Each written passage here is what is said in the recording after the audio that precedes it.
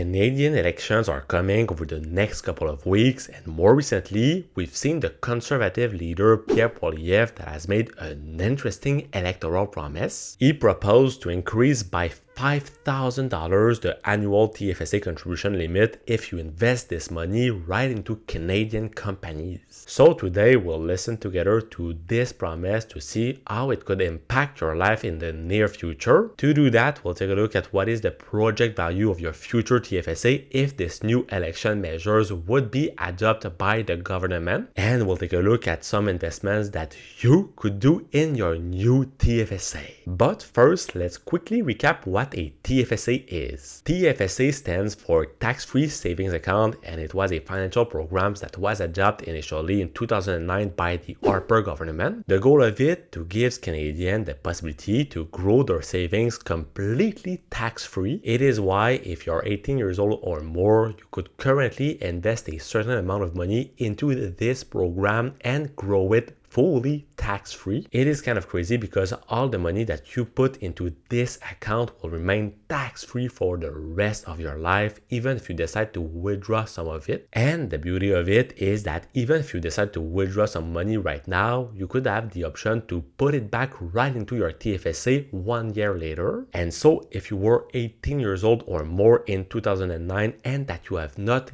yet contributed to your TFSA, your maximum cumulative contribution limit would be of $102,000 with an annual contribution limit fixed for 2025 of $7,000. And so, as you might be able to understand now, this special financial program is literally a gift from the government. But now that you know what a TFSA is, let's listen to what the Conservative leader had to say about it.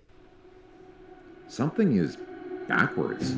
When greedy globalist corporate insiders profit by moving money out of Canada, they avoid paying Canadian tax. But when patriotic Canadians invest in our country, they pay more. Throughout their 10 years in power, the Liberals have raised taxes and blocked pipelines and other projects, pushing $500 billion of investment out of Canada to the US, making us weak and helpless against President Trump. As Trudeau's economic advisor, Mark Carney pushed for higher taxes in Canada while his company invested in American coal. He opposed Canadian pipelines while he bought pipelines in the Middle East. And just days after President Trump threatened us with tariffs to take our jobs, Carney announced his company would move its headquarters and jobs. Without talking about politics too much, it is important to understand that Mark Carney has been criticized a lot about the fact that he was a member of the board of managers of one of the largest publicly traded companies in the country, which is actually called Brookfield Asset Management, and that is operating different projects such as renewable projects and real estate projects. So personally, I will be looking forward to see if he stays the next Prime Minister of Canada, what will be the impact of his new mandate on the company's value. Out of Canada to Trump's hometown of New York. Enough. Instead of rewarding people for taking jobs and money out of Canada, we need a tax cut for those who bring it home. So today I'm announcing the next step in my Bring It Home tax cut. Introducing the Canada First TFSA top-up. A common-sense conservative government will let Canadians contribute an extra $5,000 to tax-free savings accounts for investments in Canadian companies. Here's how it would work. Nothing about your existing TFSA would change. You would still get your normal $7,000 limit, which you can contribute and invest anywhere and however you like. What would change is that you could contribute an additional $5,000 a year as long as that $5,000 gets invested back into Canada, supporting Canadian companies that employ Canadian workers and pay Canadian taxes. The tax system already defines these kinds of Canadian investments, and my government will create a definition that will let financial institutions and advisors tell you which investments can go into your Canada First TFSA top-up. It will bring home billions of dollars of investment and jobs to Canada, while bringing home savings for you. Money will rush into Canadian businesses, who will in turn hire more people and pay more taxes, and it will help us become more self-reliant and sovereign as we stand on our own 2 feet and stand up to the Americans. The goal, as always, is to restore the Canadian promise, that hard work gets you a great life in a beautiful house on a safe street protected by brave troops under a proud flag. Canada. Let's bring it home.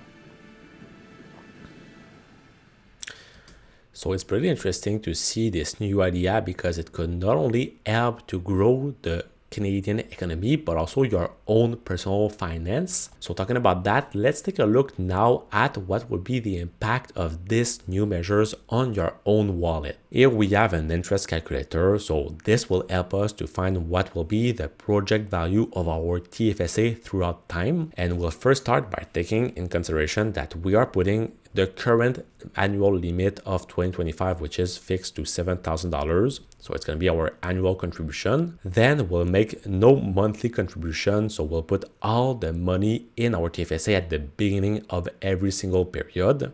And we'll put a 7% interest rate, which is quite pessimistic, knowing that the market historically has been returning about 10 to 11% of return per year over the past 70 years. And for the period, we'll put it on 30 years without any tax and inflation because I want to keep it as simple as possible. So it would make that our ending balance would be of over $707,000 with some initial and some contributions in total of over $200,000. And in total, it would make that we would have generated slightly less than $500,000 in profit from this investment. So it represents about 70% of interest compared to only 30% of investment. But now let's take in consideration the fact that we can now put up to $12,000 in our TFSA, so it is an additional $5,000 as it is promised by Pierre Poilievre. So we'll put it at $12,000, but we will keep all the same other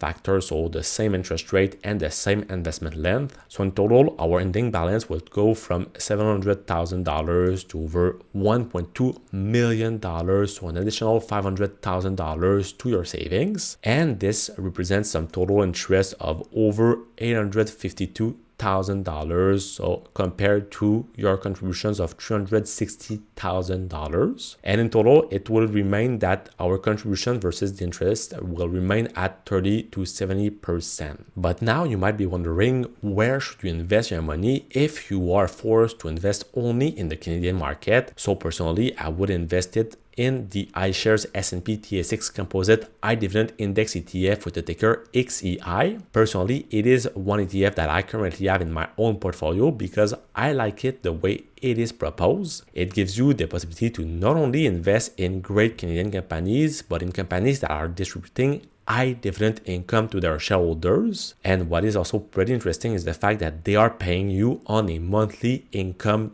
dividends. So it's giving you great passive income every single month. And so at the end of the day, you can see that the total return of this fund has been of over 7% over the past 10 years and since its inception on the market. So globally, we are good with the projection that I've made with the interest calculator, but if we take a look at the most important characteristics of this fund, we can first find that obviously the distribution is made on a monthly basis with an incredible distribution yield of over 4.85%. And we can also see that globally, the fees that you would be paying would only be of 0.22% or about $22 per $10,000 invest in the fund. Then in terms of the main holdings of this ETF, we can find great quality companies such as Canadian Natural Resources, Suncor, Toronto Dominion, RBC, Enbridge, and TC Energy. And obviously, this makes that the Canadian market as a whole is mainly divided between two important sectors, which are the energy and the financial sectors. So it is why we can find that in total, these two sectors represents over 60% of the total assets of this fund. Globally, if this news was to put in place, it would be an excellent news for everyone that has a lot of money to invest in the market. Obviously, especially knowing the fact that there are not a lot of people in Canada that have been able to max out their TFSA, it wouldn't necessarily affect a lot of people, but still it would be an excellent way by the government to stimulate the Canadian economy by also being able to grow your total investments. But talking about growing your investments as much as possible, if you are looking to find what are the best online brokers to invest in 2025, well, check out the video. That's gonna be right over here, and I will see you soon. Peace.